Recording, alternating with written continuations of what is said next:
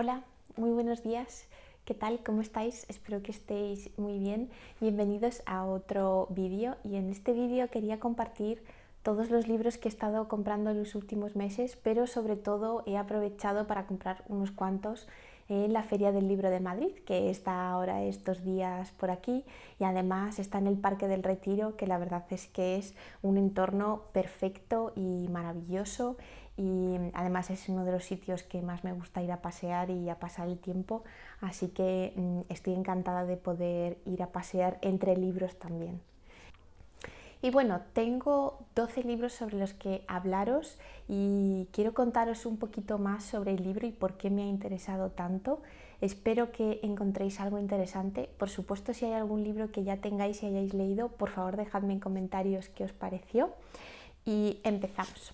La primera es una novela coreana de la escritora Cho Nam-yo. Y esta es una novela de 2016 que supuso un éxito casi inmediato en Corea y en los países asiáticos. Fue un boom literario, todos los lectores la estaban leyendo y hablando sobre ella. Y es una novela que se llama Kim Ji-young, nacida en 1982.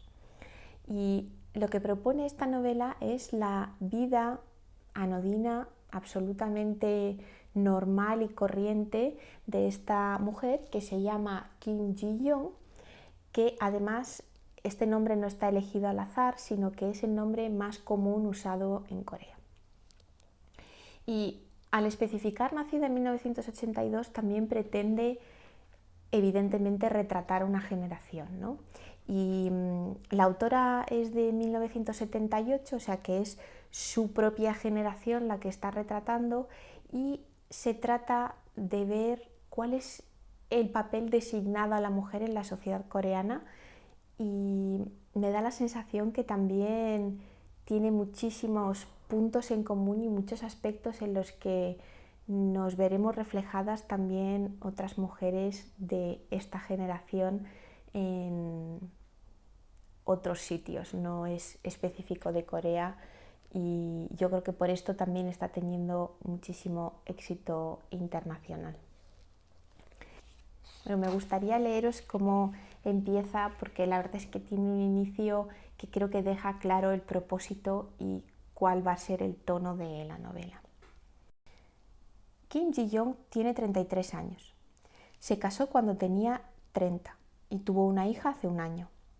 Vive de alquiler en un apartamento de unos 80 metros cuadrados, dentro de un megacomplejo de edificios residenciales de la periferia de Seúl, con su marido, Jeong Dae-hyoung, que tiene 3 años más que ella, y su hija, Jeong Ji-won.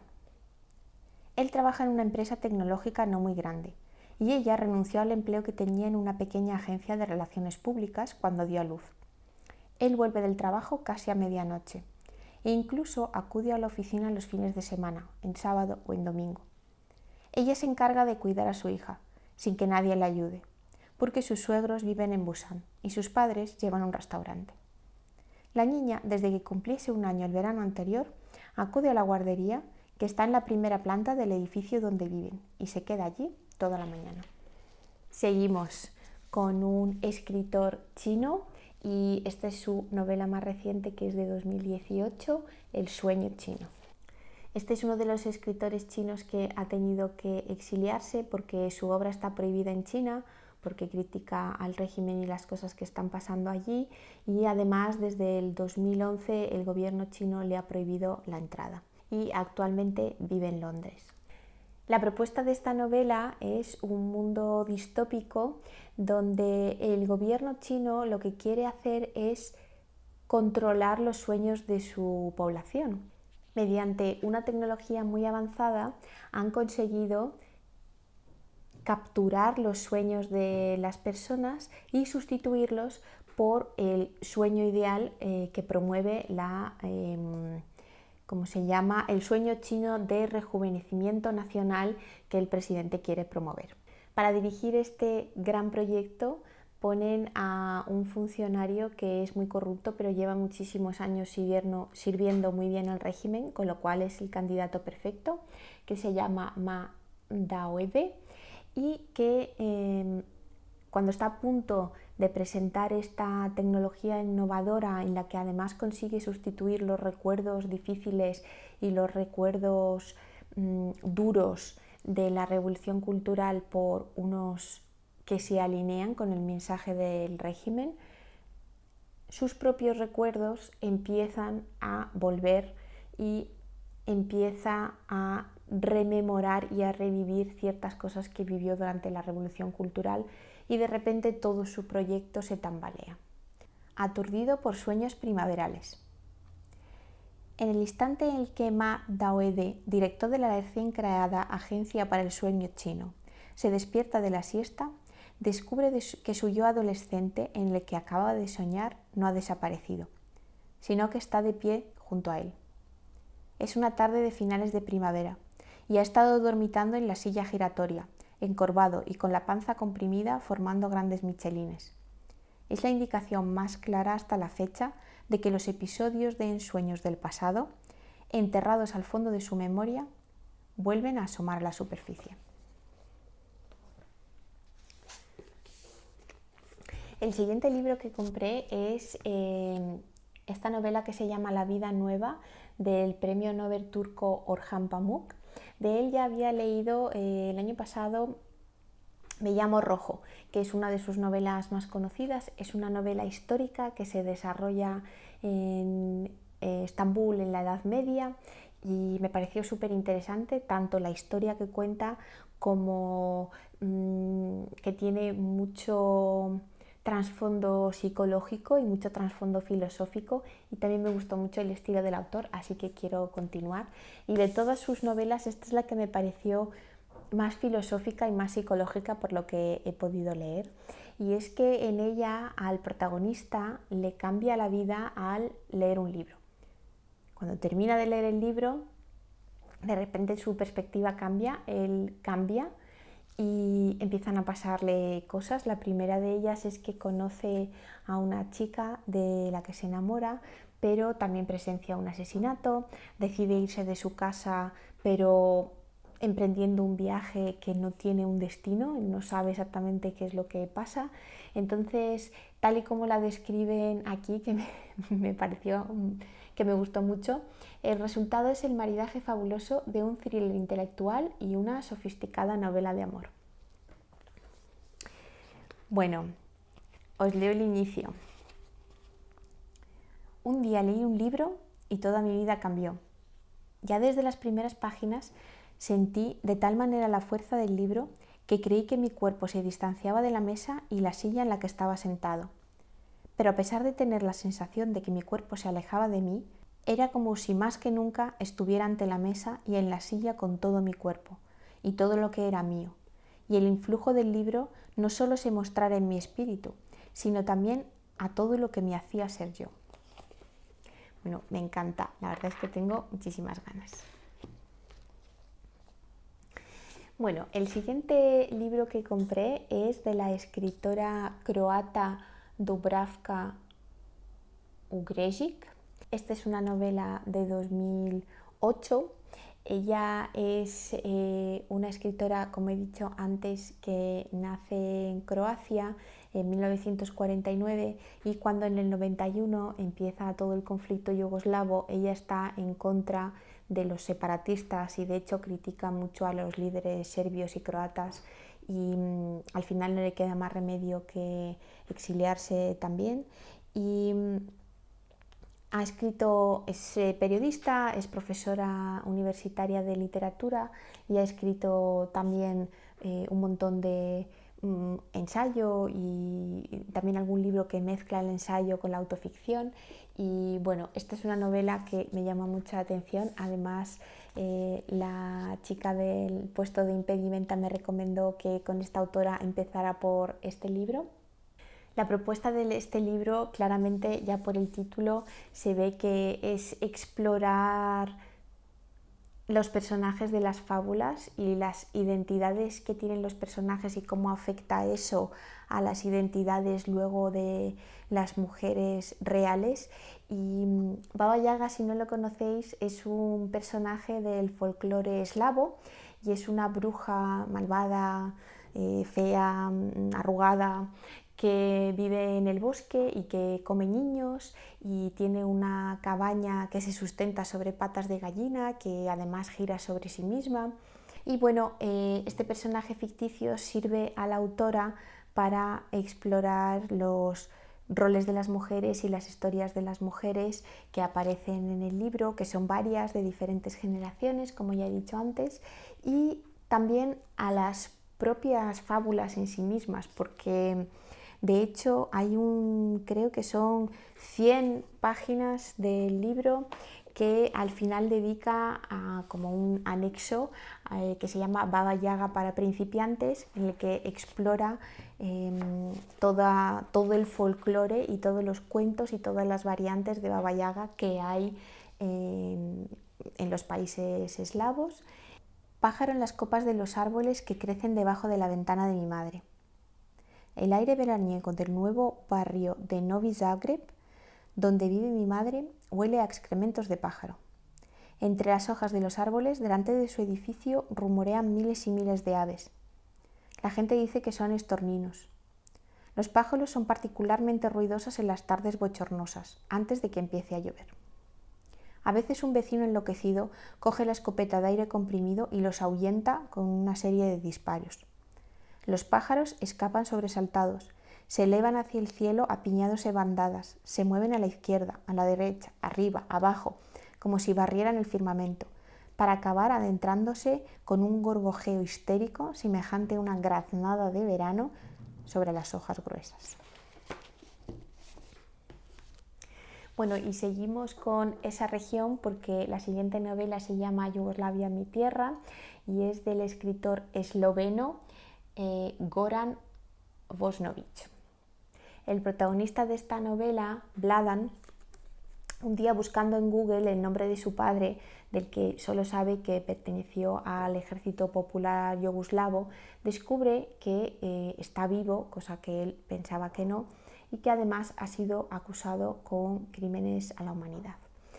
Entonces, este hecho le devuelve al último verano, a las últimas semanas que pasó con su padre en el año 91, y 16 años más tarde emprende un viaje por Croacia, Bosnia y Serbia en busca de su padre.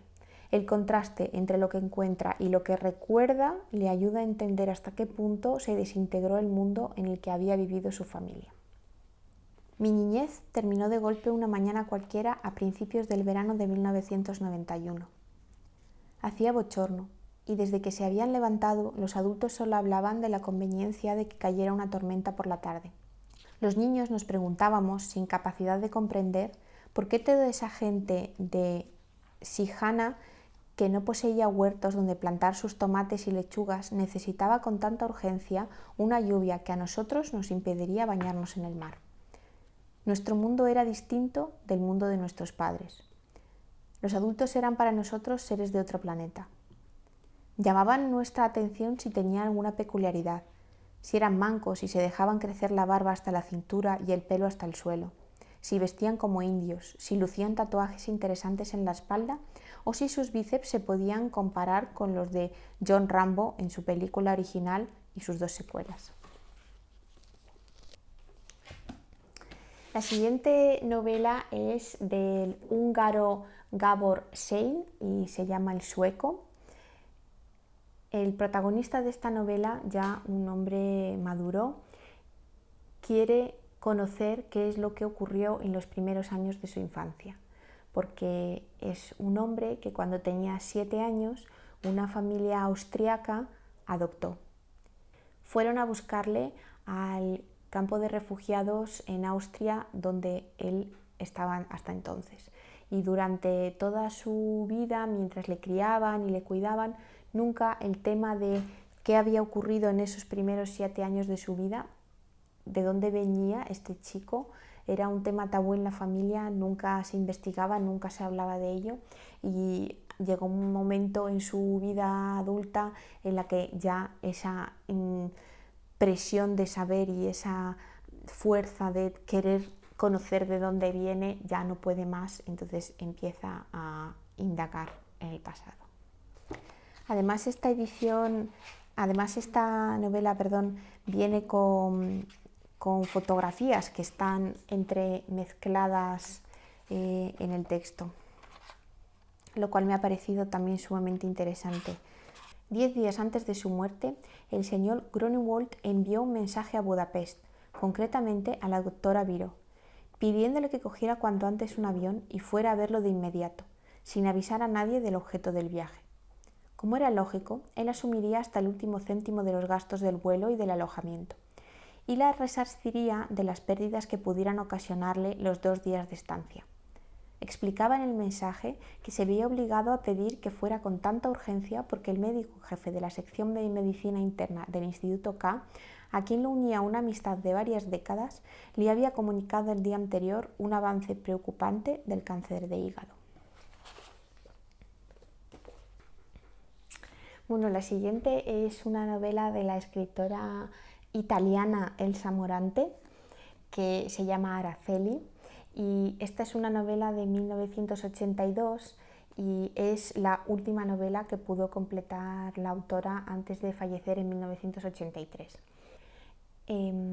Tenemos a Manuele, que es un hombre que vive en Milán, que tiene 40 años, que es, como dice aquí, peculiar, misántropo y homosexual, y vive del recuerdo de su madre. Está obsesionado con el recuerdo de su madre porque ésta falleció cuando él era muy niño. Entonces decide dejar Milán y regresar al pueblo natal de su madre, que es un pequeño pueblo en la provincia de Almería. Su madre era española y su padre era un hombre italiano del Piamonte. Y ahí, de alguna manera, emprender una búsqueda o un viaje de entendimiento y de conocimiento sobre su madre, sobre Araceli, que creo que es la verdadera protagonista de esta novela. Y lo que dicen de esta novela es que es oscura y cautivadora, y que Araceli, es uno de los personajes femeninos más desgarradores de la literatura contemporánea. Mi madre era andaluza. Por una de esas cosas del azar, sus padres, el uno y la otra, tenían el mismo apellido, Muñoz. Así pues, ella, según la usanza española, usaba sus 2 apellidos Muñoz Muñoz. Su nombre de pila era Araceli. Yo me parecía a ella en la tez y en los rasgos, mientras que el color de los ojos me venía de mi padre, italiano de Piamonte.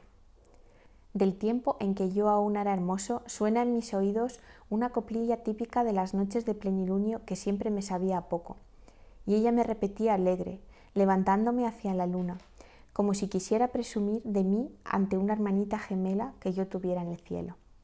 Luna lunera, cascabelera, los ojos azules, la cara morena. La siguiente novela que compré es del norteamericano Cormac McCarthy, es La carretera, que también es una novela distópica. No conozco nada de este escritor y es uno de los escritores norteamericanos contemporáneos que más me llama la atención y más me apetece conocer. Y la verdad es que he visto que en realidad no se sabe casi nada de él porque no concede entrevistas y no habla con los medios y no tiene una vida muy aislada y muy privada. Y bueno, esta es una de sus novelas más conocidas, yo creo.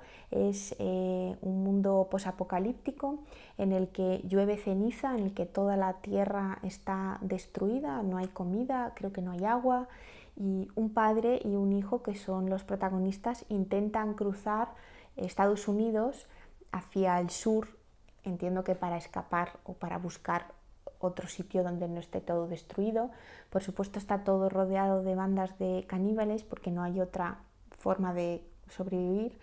Y por lo que dice aquí la novela, plantea: el amor de un padre por su hijo es, sin embargo, la única luz de una tierra que ha perdido a sus dioses. Quizá el fuego de la civilización no se haya apagado para siempre.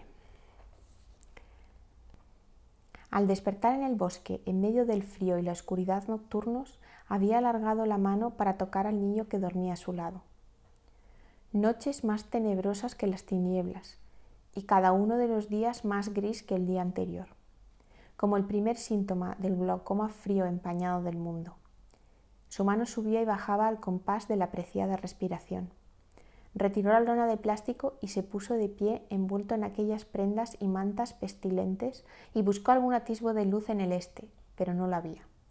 En el sueño del que acaba de despertar, vagaba por una gruta y el niño lo llevaba de la mano. La luz de los dos bailaba en las húmedas paredes de la roca caliza. Como peregrinos de fábula engullidos y extraviados en las entrañas de una bestia granítica. Húmeros de piedra donde el agua goteaba y cantaba, teñiendo sin tregua en el silencio los minutos de la tierra y sus horas y días y años.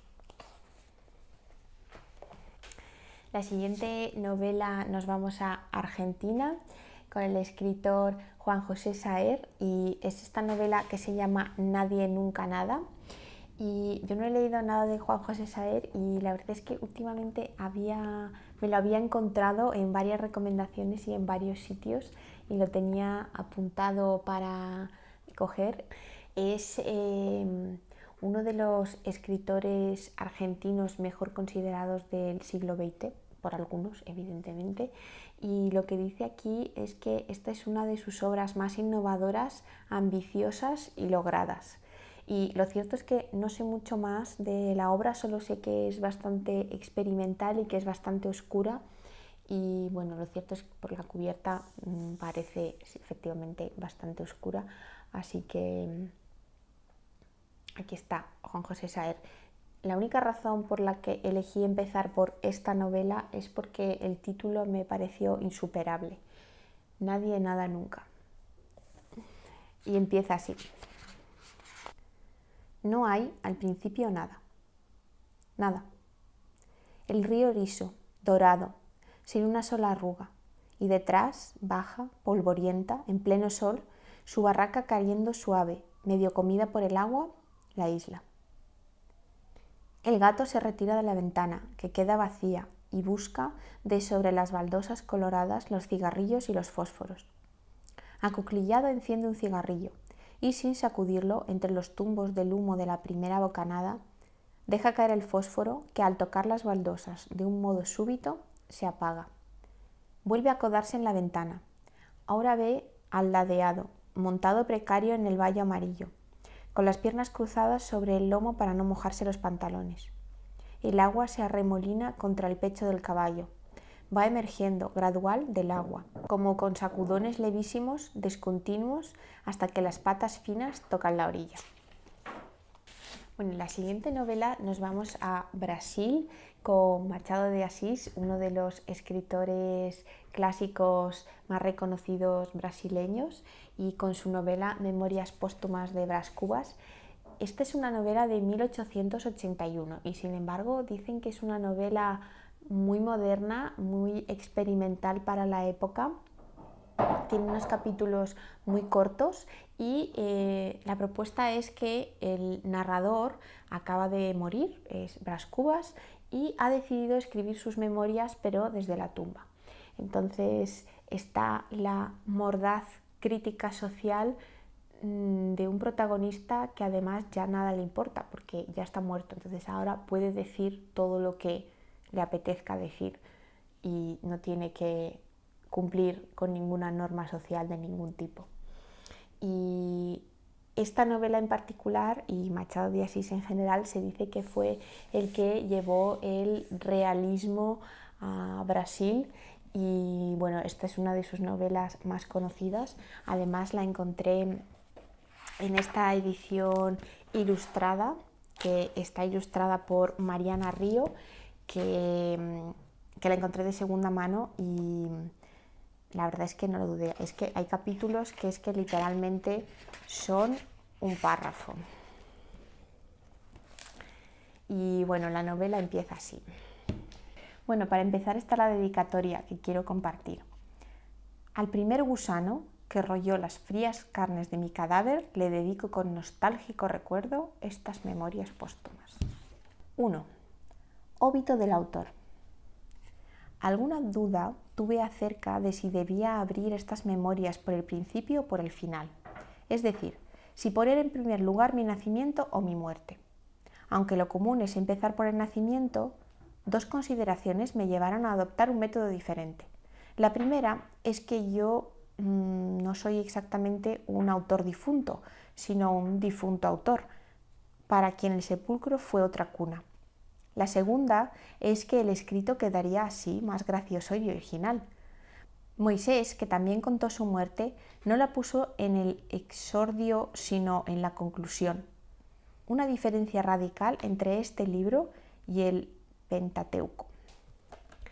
El siguiente libro que compré es una colección de poesía de la escritora portuguesa Ana Luisa Amaral, que se llama What's in a Name, que hay en un nombre, y esta es una edición bilingüe, portugués-español, aunque la colección tiene el nombre en inglés.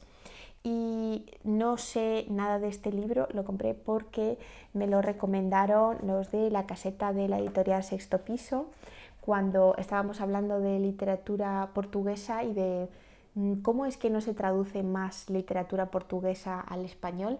Me recomendaron muchísimo a esta escritora y bueno, tenían varias colecciones, varios poemarios y me recomendaron empezar por este.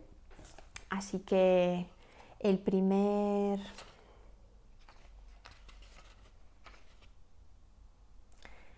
poema se llama Cosas. Dar nombre a estas cosas, pues la pupila así las reconoce y las envía a neuronas repetidas que se las memorizan. Es siempre, aún así, un reducido oficio. Lo mismo con un rostro, su textura suave o desgarrada, la pulpa estremeciente estremecida, y aún más el corazón. Lo que queda después, dimensiones halladas ya resueltas, es este no saber nada de nada, sentir qué poco valen estas sílabas, que aún así se apoyan en los declives y las muescas tibias, vivas de células y las pequeñas vetas, en que adverbios se pierden y vacilan, o en ese color de ojos que poco a poco voy sabiendo mío y no sé conjugar. Sé declinar al inclinarme en él. Por eso, aún así, de nombres hablo, porque no soy capaz de mejor forma.